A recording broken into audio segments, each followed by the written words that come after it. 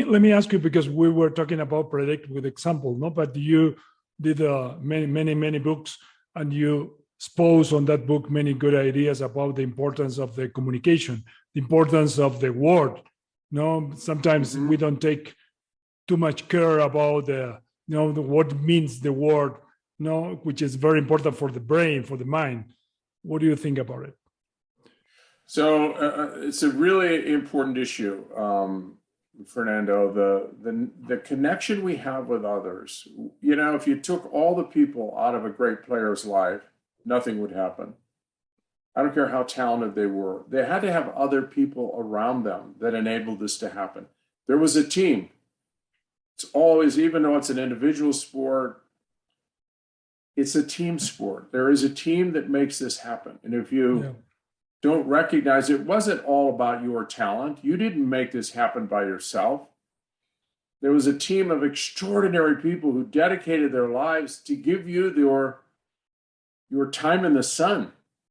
And if you don't recognize that, if you think it was all about you and you treat them just because they're paid staff and that you're the star, coaches need to, to understand, help players to get the mindset right about that.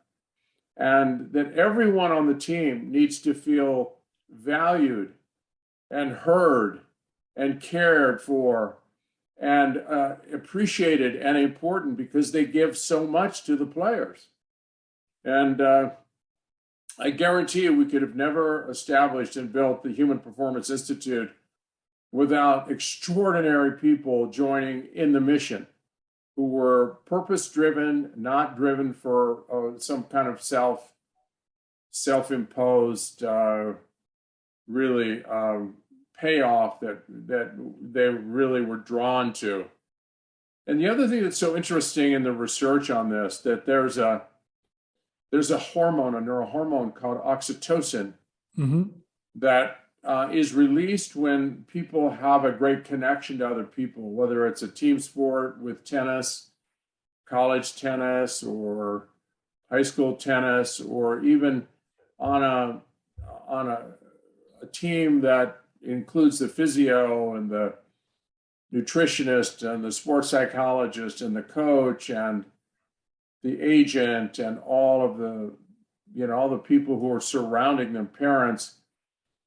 When there is a great sense of team united together, oxytocin is released in the system, and it binds people together. It was at one time called the love hormone because it was released abundantly at birth, and it connects the mother to the child.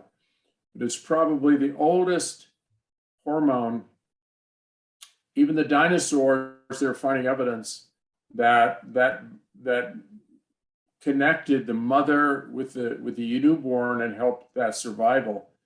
But it reduces stress. It builds trust. It is a very powerful asset on a team. And that's what enables people to kind of rise up and do things they never could do before. If they have teammates who are kind of antagonistic or critical, or if they have parents in the box that are very critical, the oxytocin dries up very quickly. But if you're in a high stress environment, come together with other people, trust in other people, find ways to connect in a positive way.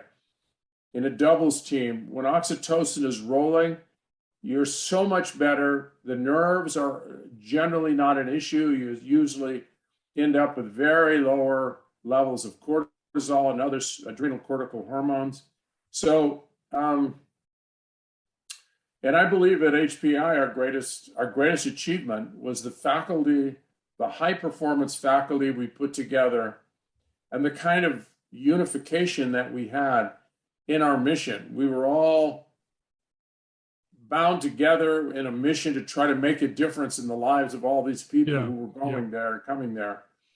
And we didn't realize it at the time because the science wasn't there yet, but the oxytocin, I think, contributed greatly to our ability to take people from where they were to another whole level.